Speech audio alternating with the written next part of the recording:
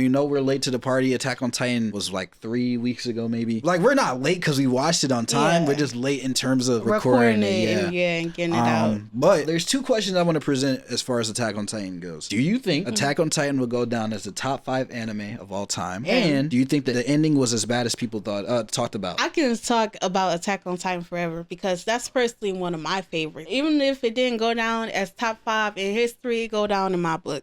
But I think it do. Like, honestly, Attack on Titan, it has been around for a longer than I thought. To see the different stories and things be unfolded within Attack on Titan, like, I love Attack on Titan's story, and I feel like a lot of people do. You know, it's very unique. Sure, it may have similar concepts because people was comparing it to Code Geass. And many animes have a war concept, but the way that was fleshed out with Attack on Titan, I feel like it was a breath of fresh air for a lot of people. You know, bringing something new to the table, the Titan concept, the plot twist, the characters and the character development. I really feel like people resonated with that a lot. I definitely feel like it will go down in history. It's just iconic. The intros, the music, the scenes, Levi, and a few other people like Reiner.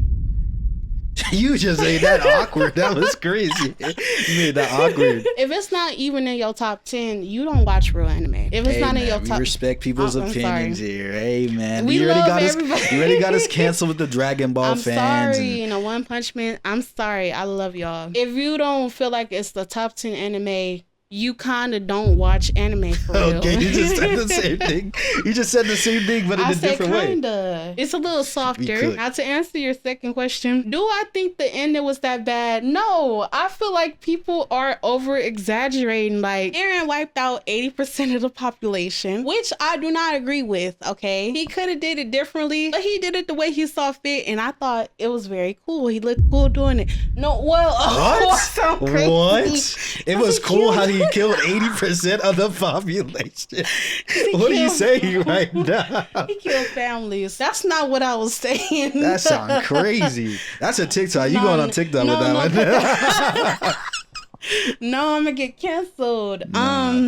That was not cool how he did that. I don't agree with all the people that he killed, but I love a good villain. So that's crazy how he... You just doubled down. You still on business. No, he shook the anime up. He shook the anime up when he was over in Marley. When the whole War Titan incident happened, that was the shakeup. That was a crazy shakeup. He still ended up killing people. That was a cultural reset within anime. That was a cultural reset. It's so many scenes that you can just go back on, and it's just like new. Like, it never gets old. And the thing is, like, with those scenes, everything ties into the entirety of it. And I think that's why I like Attack on Titan so much. Like, there's anime that have like those plot holes and those different patches that they need to do within the story, or things they don't go back on. Everything like that you could recall in Attack on Titan, there's a reason for it, and it plays into the bigger picture, which is actually really dope. Reasonings for why people or why characters did certain things. You might have thought it was bad when it first happened, but for example, Reiner, the little plot twist that he is the Titan, it was like, oh damn, we hate Reiner now. It's like nobody is the enemy because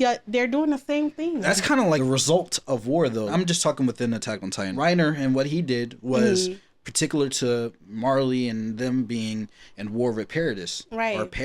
I always wonder if I'm saying... No, it's Paradis, but I don't. It's like Paradise without the E. When they went into Reiner's backstory and they showed Reiner, Annie, Barthold, why they did what they did, kind of makes sense. Because when they did the whole twist of showing that it was actually Reiner that did it, we hate Reiner, why'd you do this? But then they kind of explained more into why he did what he did. Exactly. And it makes sense to Reiner and Annie and Barthold. And you got to see their friends dying, all that stuff. I think that's what is like part of what makes Attack on Titan as good as it is. You aren't necessarily just building on Eren and his central focuses, Armin and Mikasa. Like, every character feels like they have some importance towards the story, even down to John and Connie, Sasha, Levi, Hanji, Erwin, and then even like the smaller scouts. I don't know their names, but when Erwin and everybody charge, those small, like, they all play a pivotal part into that, because you see the sacrifice that they had to make and how drastic going against the Beats Titan was, and Reiner and everybody. It's so clean how everything paired together. I know there's some people that don't like it, and that's okay. I don't agree. I don't know how I know some people said it was boring. I was like, are we watching the same show? It would be a few slow parts, if that, but it all correlates to the story, and it's very important. If you're not paying attention to Attack on Titan episode, you could be potentially missing out on a big portion of the plot. You know, going back to how you were talking about the side characters and the smaller scout, it's cool how they play such an important role, and I feel like a lot of animes can have side characters and kind of forget about them or not do nothing with them, and if they do die or anything happen, you don't care. You don't feel an attachment. Yeah, so Attack on Titan did that very well. Like when that whole Erwin scene happened, I feel bad for everybody, not just Erwin. And then you kind of saw that pay off, like in the actual ending of the episode, you know, when Levi, spoilers if anybody hasn't seen it, Levi, when he, you know, at the end when Hanji and everybody was around, it kind of paid off because you saw the sacrifice they made to actually get to that point. And Levi and having that closure with the people that, you know, his comrades and everybody he fought alongside with. So I don't know. It just feels... It's satisfying. Yeah. It's so nice to see like everything wasn't for nothing. Like their deaths wasn't just because they wanted to kill some people off to make things sad. Like it was actually because they fought the war, you know, they knew what they were getting ourselves into. I think it was very solid. I understand the whole, you know, crying over Mikasa thing. That was a bit interesting. To go from Eren first season to where he was at the end, that's a crazy character change. Like, that's one of the most drastic character changes I might have seen in the anime ever. In terms of him being how he was and just wanting to avenge his mother, and to him being the mass murderer that he is, killing 80% of the population. Like, that's crazy. I think that's like what it makes me appreciate Eren a lot more, because he had that good character development, and seeing the everything that, you know, transpired, you know, it was satisfying. Yeah, definitely. But, you know, it was a bit odd seeing him cry over Mikasa, saying that he's the only one for Mikasa. Especially after the whole thing when, you know, the scene where he called Mikasa a slave and all that stuff, and he whooped Armin. I hate that for Armin, because I love Armin. But he washed him. Yeah. Oh my God. I was just like, Armin, fight back. Like, Armin got cooked. I can't even lie. But the whole scene, because that's where all the controversy was mainly around.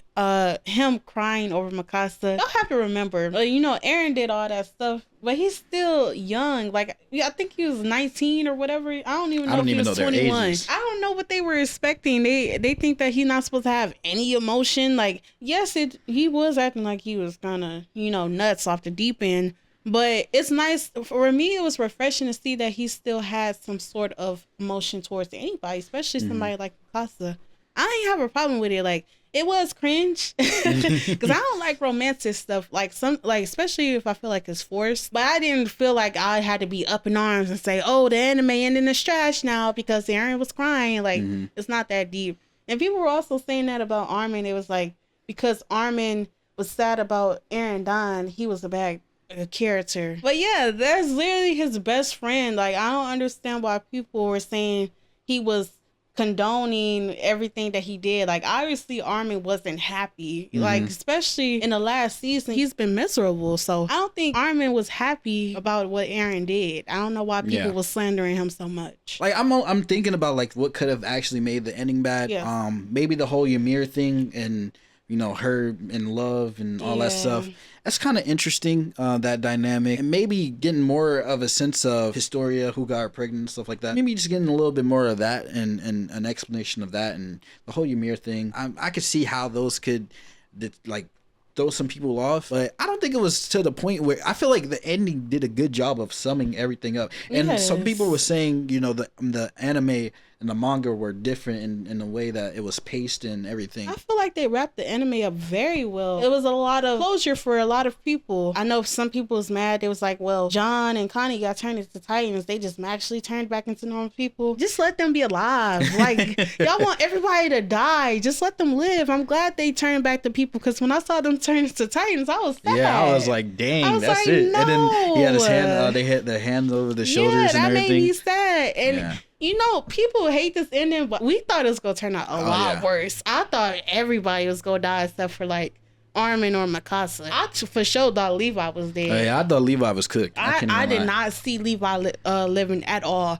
but I'm glad he alive, though. I'm not mad at it. You know, I love a good death in anime, but I'm glad they're not dead. Like, enough people died. Yeah. Like, let's be happy that they live. Yeah, as far as Attack on Titan and the ending, I don't think it was that bad. It being top 5, I have it in my top 5. Yeah, let us know what you guys think about Attack on Titan. Yeah. If you've watched the ending, let us know what you think about the ending. If you thought it was bad, let us know why you thought it was bad. We love a discussion. We love a conversation. Yes, we're open-minded. So. I definitely want to see, especially for you manga readers, I want to know why y'all was so mad about the difference between the anime and the manga. Like, what happened that we missed, or how did they do it differently? You know, I'm curious to know. And I'm very open-minded with people's opinions. I like to see, we like to see people's opinions. So yeah, definitely. Leave some feedback. Attack on Titan, definitely going to be rewatching that. I don't know when, but definitely when we get the time to just to go back and like watch the little details and stuff. It's gonna be a clean watch. It's gonna be so good, especially because some things went over my head when I first watched Attack on Titan. Even though they went back to a lot of things, I actually will be looking for the clues and things like that this time around. So I'm gonna enjoy the second watch for sure, definitely.